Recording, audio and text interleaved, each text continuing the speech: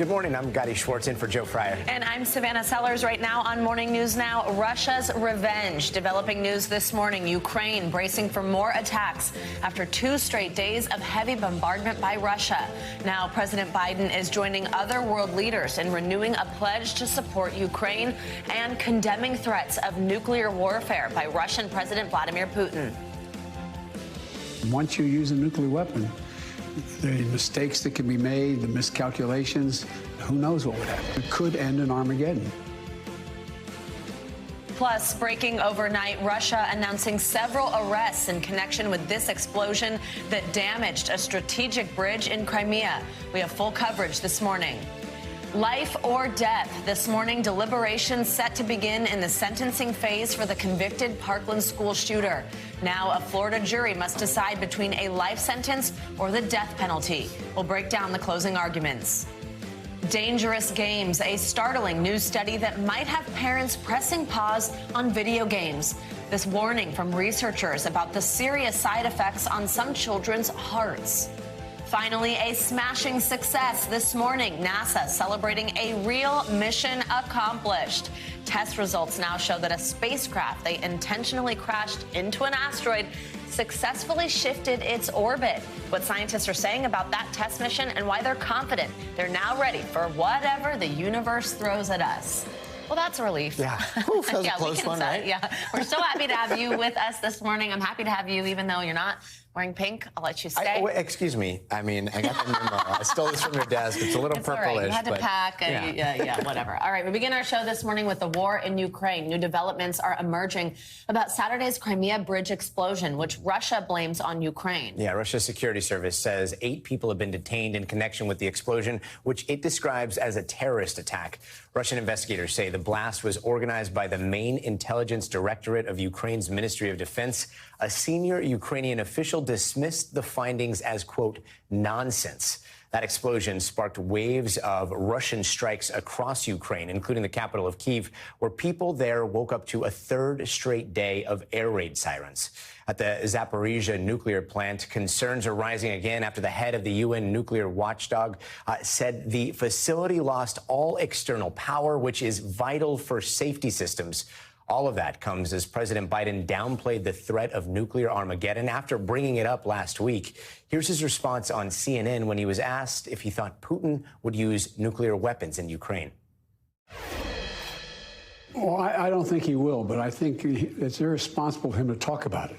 The idea that a world leader of one of the largest nuclear powers in the world says he may use a tactical nuclear weapon in Ukraine, and the whole point I was making was it could lead to just a horrible outcome. And not because anybody intends to turn it into a world war or anything, but it just, once you use a nuclear weapon, the mistakes that can be made, the miscalculations, who knows what would happen. NBC News correspondent Cal Perry is with us from Kyiv, and we're also joined by retired Lieutenant General Steph Twitty. Good morning to you both. I want to start off with you, Cal. Let's just kick things off with the Russia investigation into the Crimea bridge attack. What else is Russia alleging here, and what's been the response from Ukraine? So the top line is 8 people in custody in Russia, 5 Russian citizens, 3 Ukrainian citizens, according to the Kremlin, which points to what Ukrainians would hope for, which is that this was partly an inside job. Keep in mind, Ukraine has not claimed responsibility for this attack. They have only mocked the Russians for their basically lackluster security around this bridge. It is a tacit, possibly admission that they were involved. This was an obvious target. This is a target that is very important to Vladimir Putin, and it is believed that this is partly what triggered that response of this massive rocket barrage that we've seen in the last 48 hours. The Ukrainian government has called this nonsense. As you said on morning TV, we pushed our team here to reach out directly to the Ukrainian government. They responded to us by saying we're not going to comment on the comments of a terrorist group. That is, they're calling the Russians terrorists. So they are not commenting on this investigation, and they believe that it is a sham investigation, Gotti. Lieutenant General Twitty, let me bring you in here. We just played some of that CNN interview with the president. I want to bring up something else that was said there. The president called Putin a, quote, rational actor who has miscalculated. What do you make of those comments? Do you agree? And what have you made of Russia's response to that Crimea bridge blast? Well, we don't know whether he's rational or irrational, but here's what we do know, that President Putin on several occasions have saber-rattles its nuclear capability. So it should be cause for concern. Anytime someone saber-rattles nuclear attack should be cause for concern, not only from a U.S. perspective, but from around the world. And so we should be concerned about it, but we should not be deterred in supporting the Ukrainians and supporting this fight. Now, Cal, what's the situation like on the ground where you're at right now? Just a couple of days after those strikes, I know you've been seeing those throughout the nights. What are the latest reports coming in from other parts of the country, particularly Zaporizhia? All eyes are on that nuclear power plant right now. Absolutely. So we can start with the plant, and we've had comments from the IAEA in just the last couple of hours, the Director General tweeting that they are deeply concerned about the situation. Basically, the power lines running to the plant have been cut off. You have to have power running to this plant, or you cannot cool the nuclear rods. If you can't cool those nuclear rods, you can have a meltdown. So what's happened is the power is now being provided by generators. The generators can last for 10 days. They run on diesel fuel. The problem is the Russians are stopping any more diesel from getting to that plant. So you're basically on a countdown to which the battery power would kick in. It is of concern here to everybody around the country because you have this nuclear saber rattling from Putin about a possible nuclear weapon, but you also have this, which is basically the same kind of saber rattling. If this plant melts down, it would cause obviously death and destruction across the country. Very quickly, also in this area of the country to the south, in and around Kherson, the Ukrainian military is making more gains. This is of major concern, obviously, to the Russian military as they're being pushed back, and would help explain again why we have this incoming rocket fire in the rest of the country, guys. So, Lieutenant General Twitty, if this is to continue, this air attack from Russia, I want to ask you about what could potentially help here. Now, the G7 says generally it will support Ukraine for as long as it takes. We did hear yesterday President Zelensky calling on the West to provide specifically more air defense capabilities. And we know in the first part of this attack, they said about half of what was sent their way was stopped by this air help, this air defense capability, which it looks like the U.S. and Germany are providing more. Do you think these systems, are they different to anything that's been supplied before? Are they different to what Ukraine has and what we saw in effect a couple days ago? How effective are they also in defending against these types of attacks? Absolutely. I have a lot of experience with the air defense systems. The Germans are sending in what's called the IRIS-T system. It's a highly capable system. It, in fact, one system can pretty much protect the city of Kyiv. And the U.S., they're getting behind sending more Stinger missiles and other capability to support the Ukrainians as well. And I think, there's going to be a meeting between Secretary Austin and other contributor nations here in the coming days, where they will pledge also additional air defense systems. But what they really need is what's called an air defense umbrella around the entire country of Kyiv to stop most of these missiles from coming in. And so they're going to need significant amount of air defense systems in order to protect the entire country of Ukraine. And I think the nations will get behind that. A lot to look out for. Cal, Lieutenant General, thank you to both. And now to the legal battle unfolding over the search of Mar-a-Lago. The Justice Department has responded to former President Trump's petition for the Supreme Court to weigh in on the documents seized during the federal search of the estate. The Department of Justice has asked the Supreme Court to reject Trump's request to allow a special master to review those classified documents. NBC News Justice reporter Ryan Riley joins us now from Washington with the latest. Hey, Ryan, always great to see you. So walk us through here what the response has been from the Justice Department. What's their argument? Sure. So the Justice Department is essentially pointing out that these documents, there's no plausible claim that these documents that Donald Trump has any interest in these documents as his own documents. They're just basically plainly on the face, not his documents. They have the illegal classifications up top. So because of those illegal classifications, those legal markings, those classification markings, there's no way that these documents belong to Donald Trump. They are plainly government documents, and that they're basically asking the Supreme Court not to step in on Trump's behalf here, as Trump has requested. So what happens next in this case? I mean, how does this play out in the Supreme Court?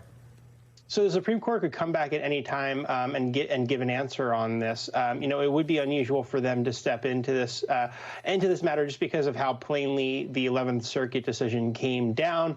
It was 2 Trump appointees on that case, and it was a pretty strong opinion that came out and basically laid out the idea that there is no plausible reason to hold back the investigation into these limited set of classified documents because there just wasn't any purported really claim of personal property ownership from Trump because they had these classification markings on there. There's no question these are government documents, unlike some of the other documents that were seized, which maybe Donald Trump has some personal claims to because there were so many documents seized, more than 11,000 in total from Mar-a-Lago. But in terms of this more narrow set of documents, which is what the Justice Department had focused on in its request for a stay in the matter of the special master. They had focused on these 100 classified documents that amounted to more than hundreds of pages of classified materials, and said that that's what they really need to be able to focus on for national security purposes to keep this investigation running, while still appealing more broadly the questions about the more than 11,000 documents that were seized from Mar-a-Lago altogether. So, Ryan, let's talk about how a decision from the court could impact the Justice Department's investigation. I mean, will it? Will they still have access to these 11,000 records seized by the FBI if the court does rule for Trump? So the 11,000 documents are actually sort of a matter. The Justice Department is still appealing the ruling on that, saying that there doesn't really need to be a special master to review those 11,000 documents, but they really wanted to prioritize these 100 classified documents, which amounted to hundreds of pages, because they were essential to the ongoing investigation, and they were essential to the national security review that the Justice Department was engaged in to determine whether or not there was any national security risk because those documents had been held at Mar-a-Lago. Although the Justice Department disagrees with the ruling appointing a special master in this matter, they said that that broader question could be appealed on sort of a slower basis. The priority that they wanted to set in place was making sure that they had access to those 100 classified records, which as of now they do. Ryan Riley, as always, thanks for your reporting here. And turning now to the latest from the campaign trail, and this one's a little counterintuitive. This morning, we're taking a closer look at the Americans who are choosing not to vote this year and how they could ultimately decide the outcome of some of the most important midterm races. NBC News correspondent Shaquille Brewster is in Milwaukee with more on the power this group could have in November. Shaq, good morning. Good morning, Gotti. Well, we often talk about elections in terms of those voting blocks. We've heard the terms before: working class white voters, suburban women voters, for example. But this election, we likely already know the largest and potentially most powerful voting bloc of 2022. It's those who came out 2 years ago in the presidential and are deciding to stay home this time around. We look into the power of the midterm election non-voter.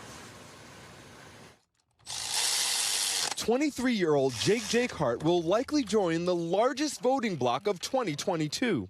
Honestly, I didn't realize the midterm elections were coming up. A mechanic and registered voter in battleground Wisconsin, 2 years ago casting his very first ballot only after seeing protests outside of a Biden campaign event in his small rural city. But in this year's midterm elections, he might stay home.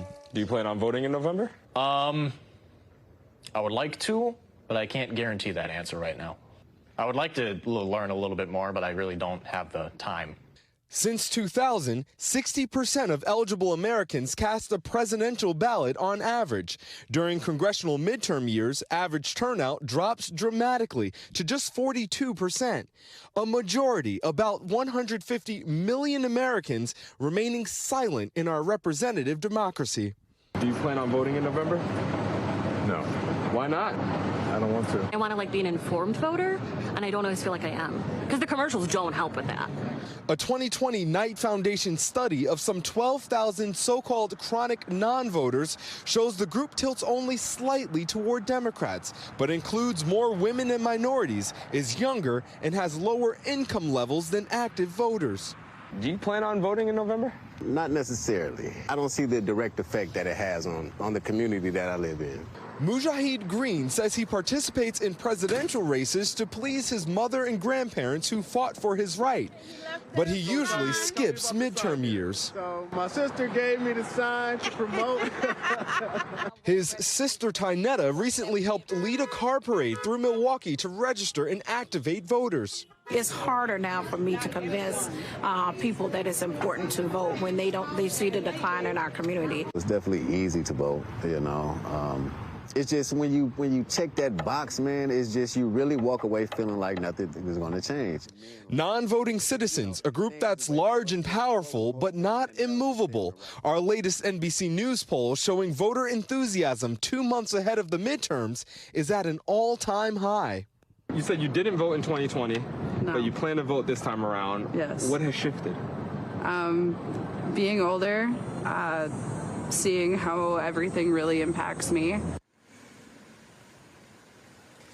Now, going back to that study, that Knight Foundation study that was mentioned in the report, potentially alarming note that they have is that the emerging electorate, the Generation Z, they are even less informed and less engaged, according to the study, than traditional voters. So there's something that has to give at this point where you want to have people participating, but so many people saying they just want to stay out of the electoral process, guys.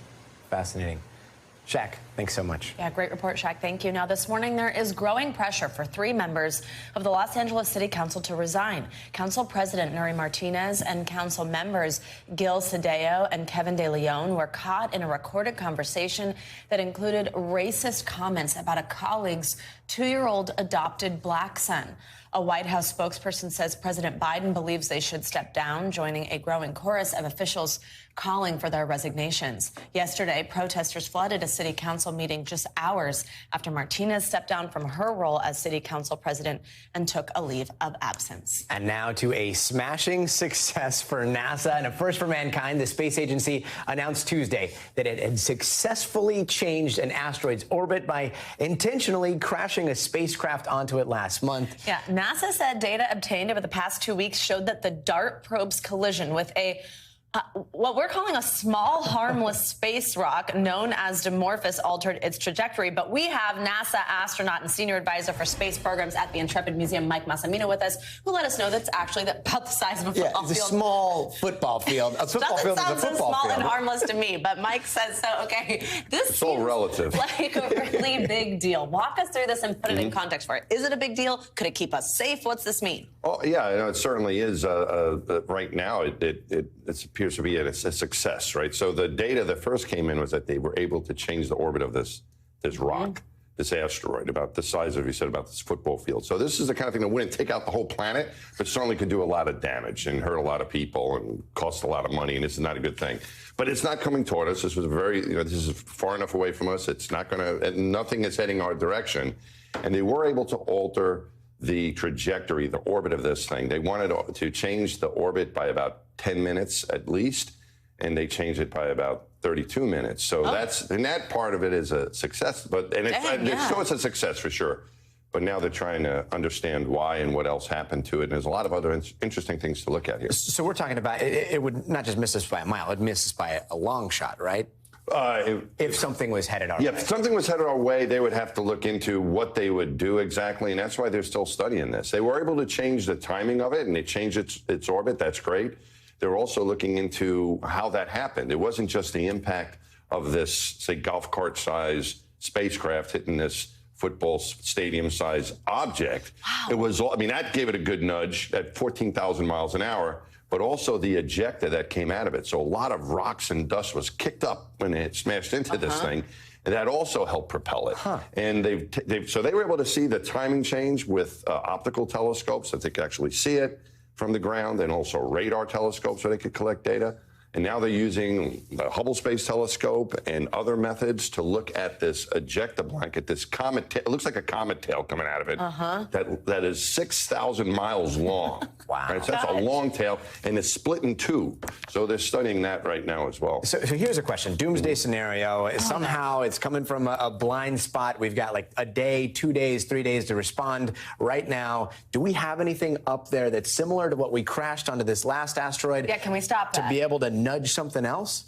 Okay, So hopefully that doesn't happen. So then one of the next things they're going to try to do is try to detect these objects a little bit better. Even though that sounds really big, relatively speaking, space is really large, and that's kind of small for an object to find it. So they want to detect these things more than these 2 days, right? So way in the future, they can predict these things. Hopefully they have to get better at detection.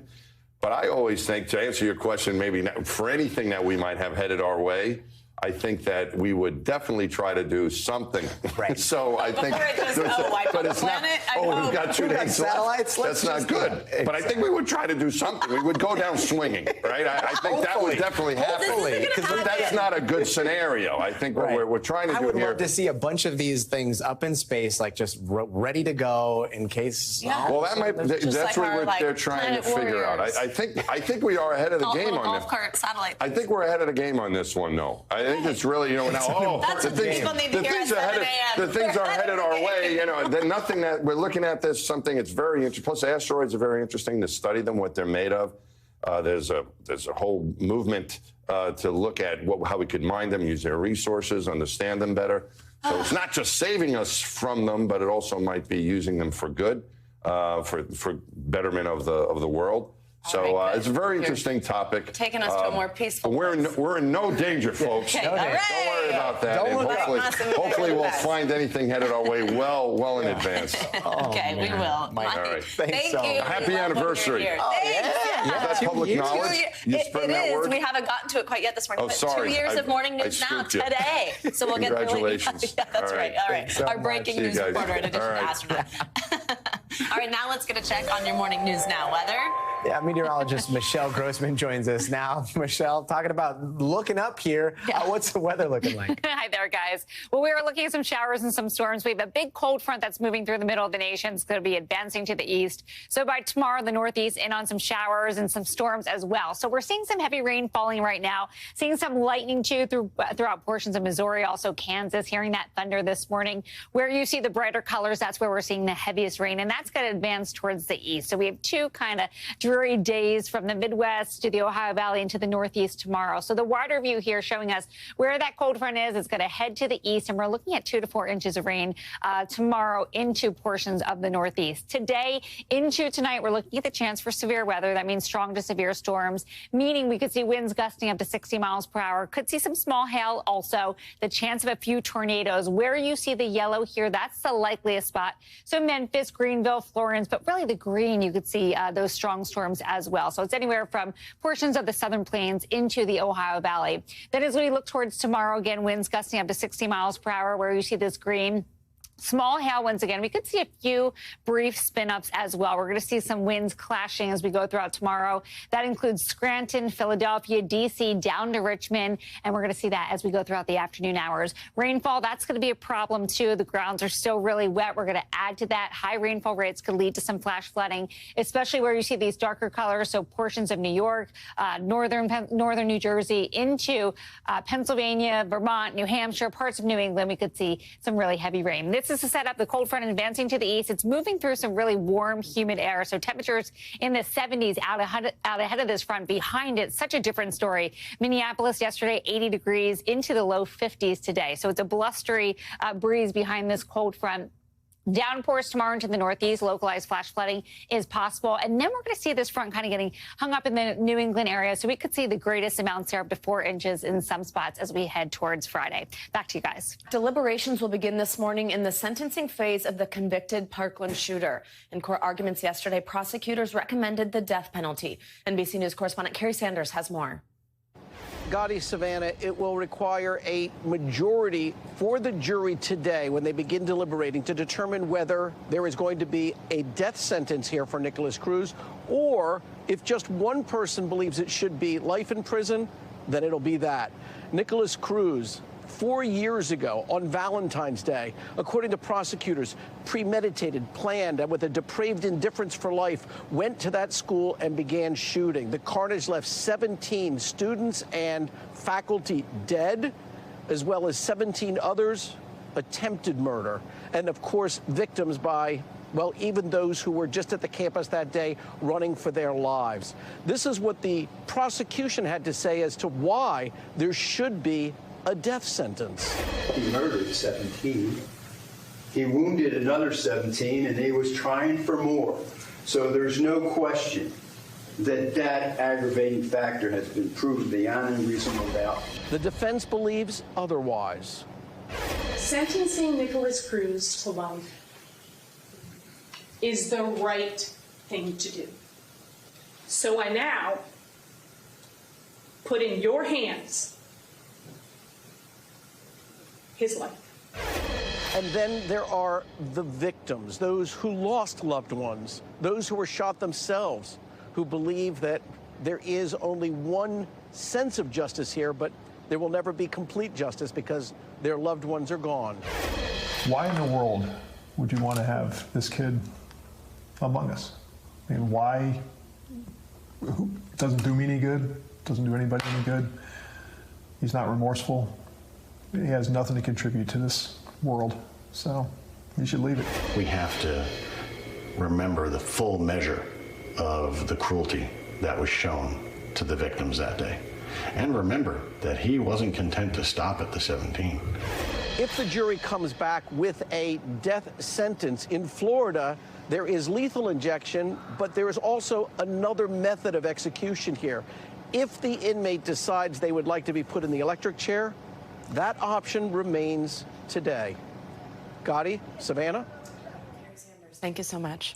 Meanwhile, prosecutors in Baltimore are dropping murder charges against Adnan Syed. His case was the focus of the popular podcast Serial. NBC News national correspondent Miguel Almaguer has the latest.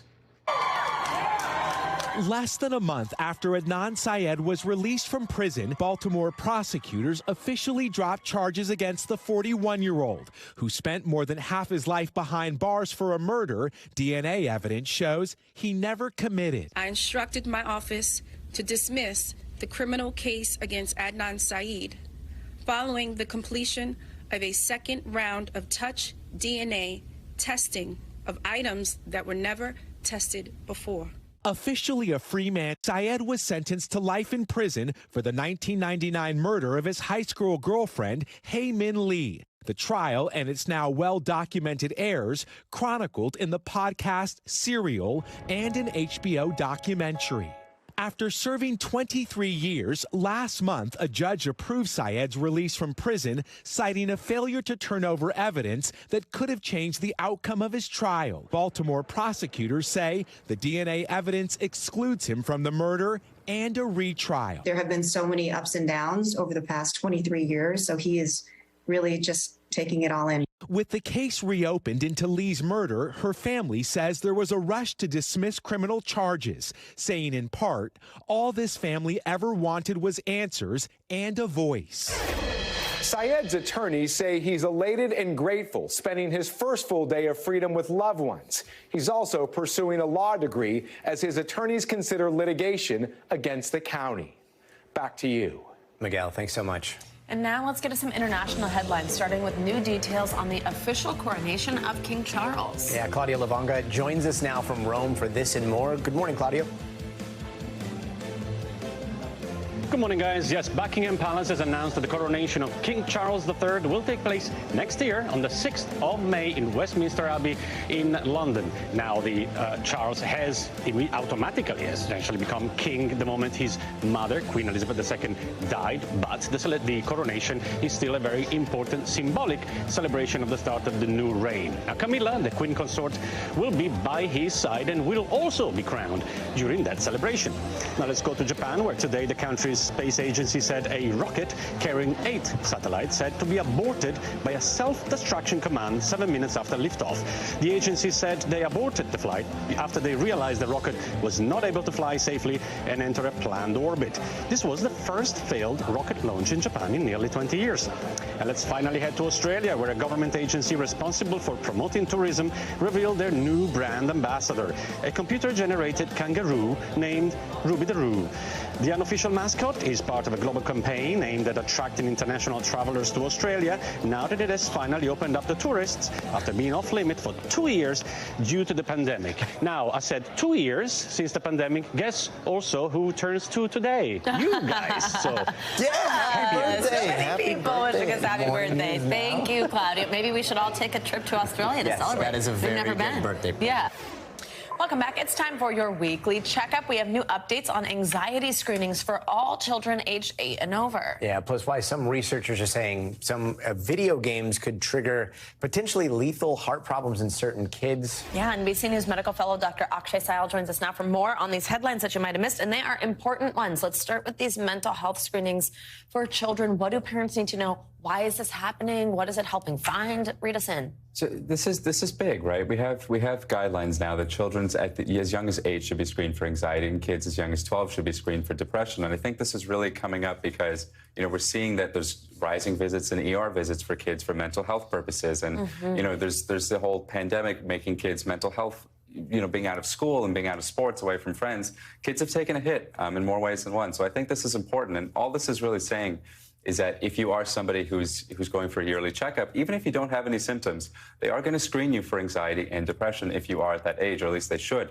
And what that really looks like is they're asking you questions. Are you not eating as much? Are you feeling a sense of hopelessness? And they ask you, how often are you having those over the past 2 weeks to really separate kids who may be going through a quick rough patch versus actually having mental health problems. And those types of questions help them determine that. Exactly. Now, one thing a lot of parents are saying today is this headline that some video games may affect some kids and may be dangerous. Is there more to that study? What's at play here? So it was a study that looked at, kids who had, heart arrhythmias that may have been triggered by video games. Now, to be clear, this is not something that's common. Video games have been around for a while. This is a study of about 22 patients. What they found was that people who have higher risk for congenital issues, meaning they have family history of heart disease or family history of arrhythmias, were more likely to suffer these dangerous events. So the doctor's orders really here are, monitor your kids' gameplay, and remember, it's just a game. It's something I have to remind myself something too when I'm playing. It's just a game. It's going to be okay. Yeah. So this is kind of adrenaline or just the high energy, high excitement with somebody that already has a possible pre-existing condition? That's the hypothesis that the authors put apart, the adrenaline, the rush, everything, all the hormones get released at the same time, just kind of everything mixed together. Yeah, absolutely. Something to keep an eye on, I suppose, if you know that your child has one of those underlying conditions and they like to play games. Dr. Akshay Syed, thank you so much. Always great to have you on set with us. Thanks, Doc. And rural communities are struggling to keep the doors open on maternity wards. In one Connecticut town, women now have to drive at least 45 minutes for care. NBC News correspondent Stephen Romo has more. I had woken up at around 11:30, and I stood up and I was bleeding very heavily.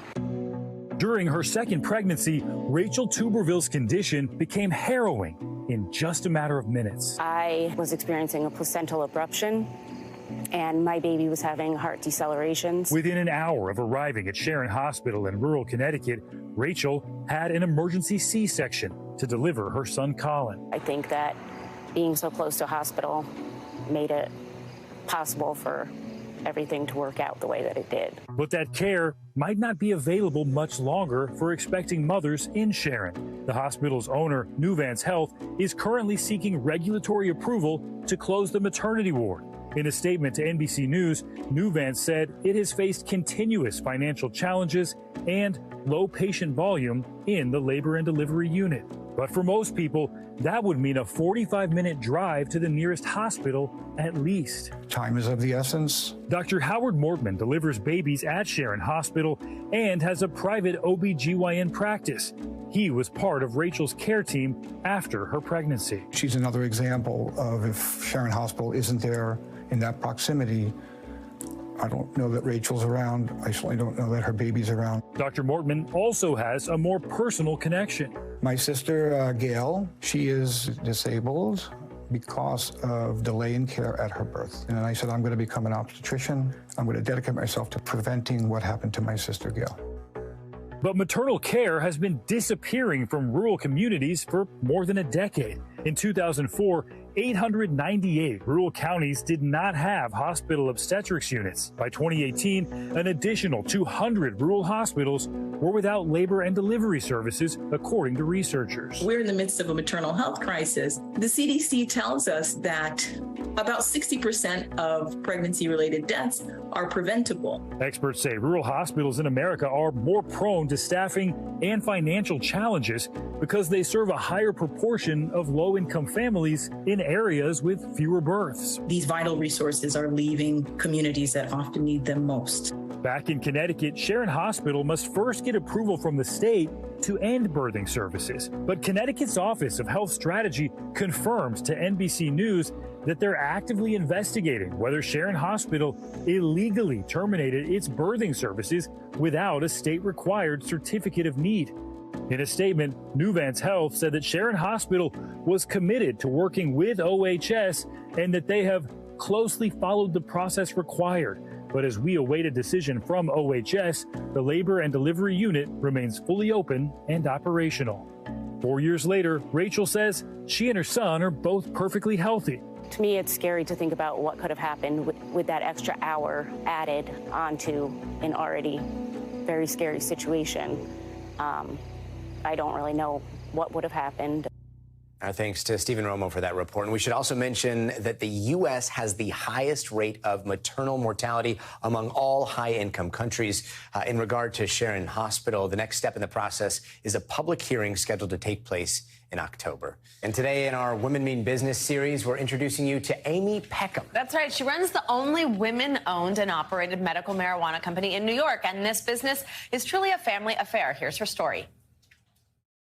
As a former paralegal and a stay-at-home mom, Amy Peckham never gave medical marijuana a second thought until a doctor recommended it as a way to help ease her mother's symptoms from ALS, or Lou Gehrig's disease. Her mother ultimately chose other forms of treatment, but after her passing, Peckham became invested in improving patients' quality of life. In 2015, together with her daughters, Peckham launched Etain, New York's only family-run, women-owned and operated medical cannabis company.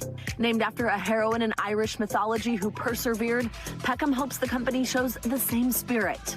Now Peckham and her daughters are set to embark on a new chapter in their business, forging a path for women in the male-dominated recreational cannabis industry.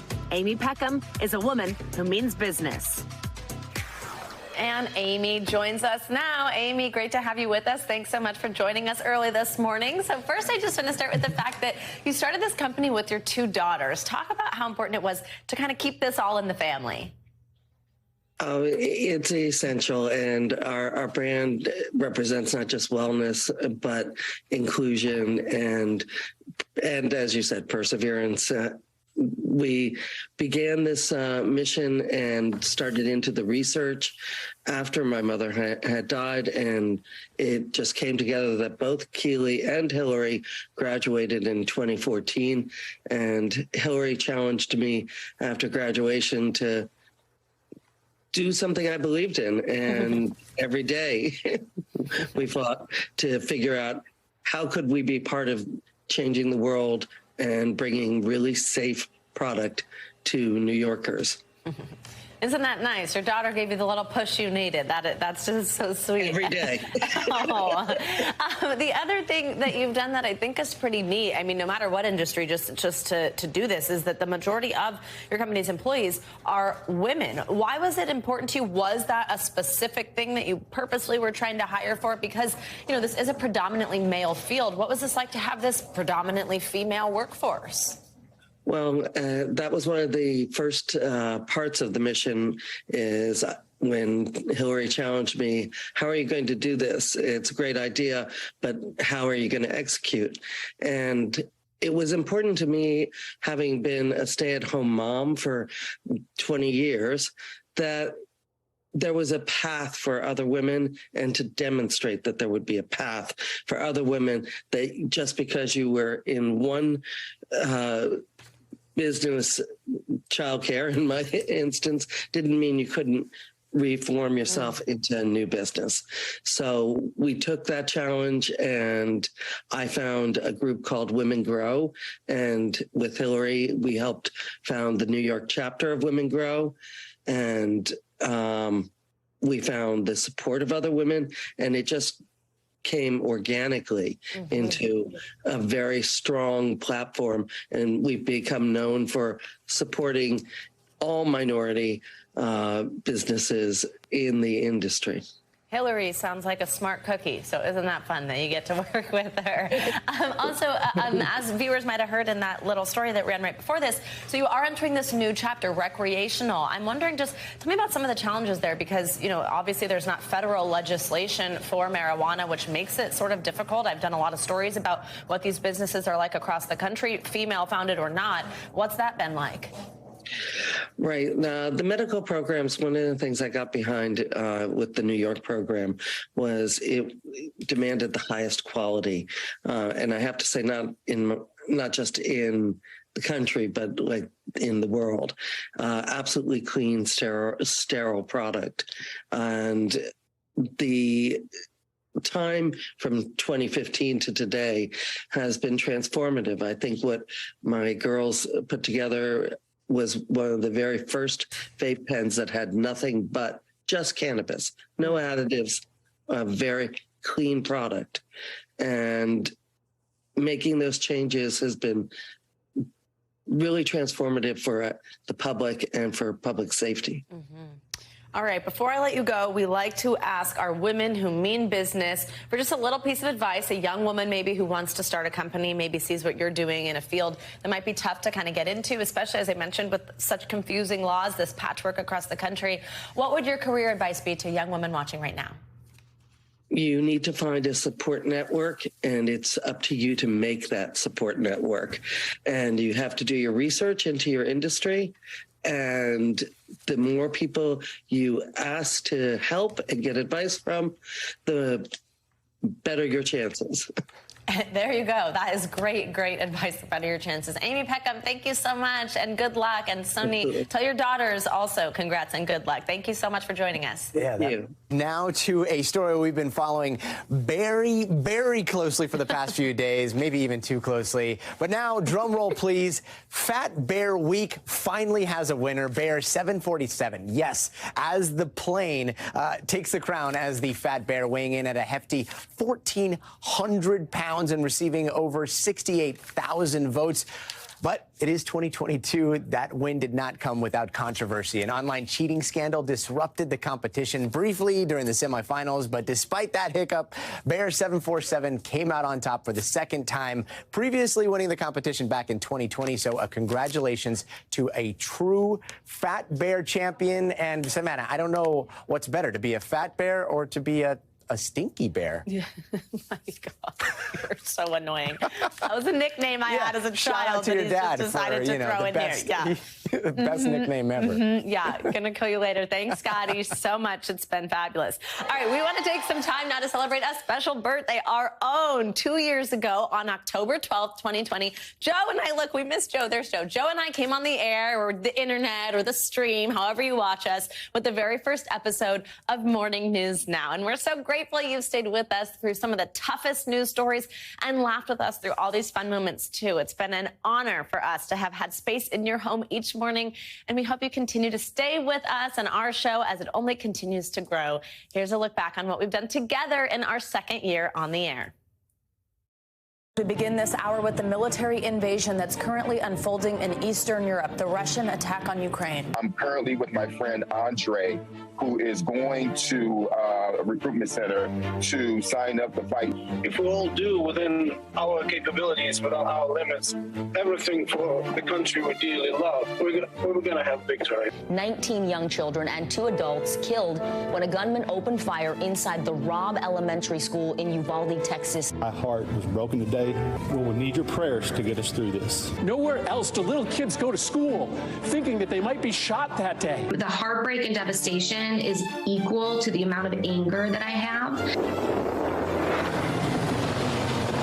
The moving story of one woman who battled to save her brothers during Hurricane Ian. I just had to last night put my brother in a group home and it was the hardest thing I had to do.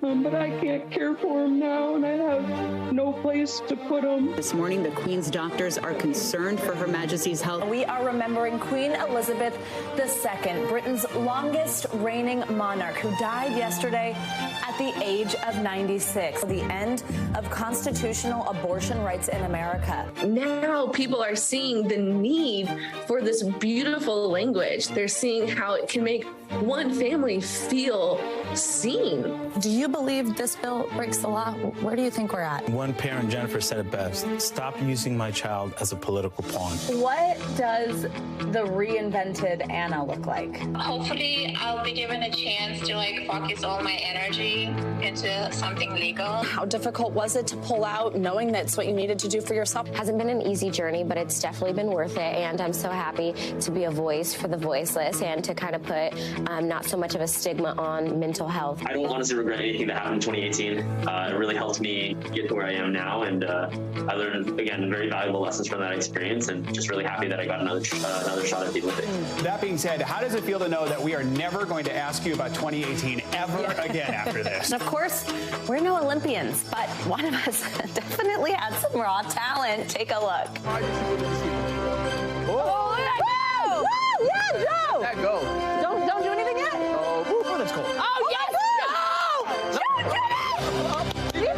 Oh, my God! They made history this year by becoming the first all-woman, all-black news team in America. We are now starting to reflect the community that we give the news to every day. One day I was creating the sauce in my kitchen for a pop-up shop, and I woke up to 1 million views. The Atlantic puffin, they are really iconic. They're on hats, very popular as Tufts toys, and yes, even on shirts. Carrie, I liked your little Superman move to expose the puffins. The song might say love don't cost a thing, but in this economy, it does, because we're not all married to Ben Affleck. That was good. Crazy cannot hide for more than 10 minutes. All right, crazy can't hide for more than 10 minutes. No. There's some people out there who could test that. Yes. Something called slugging. Is that what I think it is? Yes, slugging is absolutely what you think it is. It's applying a liberal Vaseline on the face because it makes you look like a slug. The good thing about it isn't what I think it is. You're going to slug? Yes, I actually thought it involved leeches or something, so I'm actually relieved that it's right today. Influencer my office. What are you doing? We have another surprise for you, too. Happy birthday. But thankfully that's... Let's have Alex read this part. Come on. Wait. Right, in time for a very special day, NBC News correspondent Kathy Park has the story.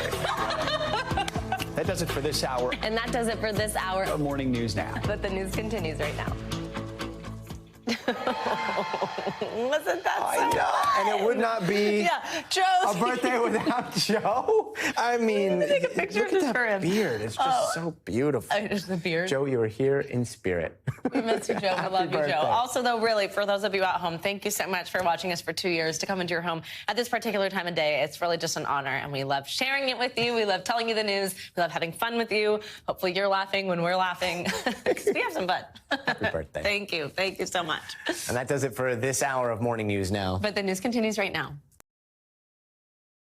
Thanks for watching our YouTube channel. Follow today's top stories and breaking news by downloading the NBC News app.